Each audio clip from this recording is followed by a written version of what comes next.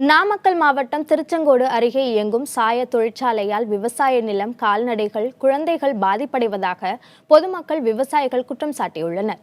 புள்ளிப்பாளையம் பகுதியில் தனியாருக்கு சொந்தமான சாய தொழிற்சாலை செயல்பட்டு வருகிறது.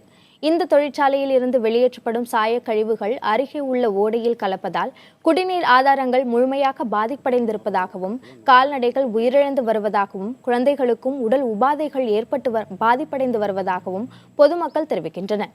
சாயக்கழிவு காரணமாக விட்டம்பாளையம், புள்ளிப்பாளையம், கோரக்குட்டை, நைனாம்பாளையம், பெருமாள்மலை உள்ளிட்ட 11 கிராம பகுதிகளில் விவசாயம் முற்றிலும் பாதிப்படைந்து வருவதாகவும், பயிர்கள் கருகி சேதமடைந்து வருவதாகவும் விவசாயிகள் கூறுகின்றனர்.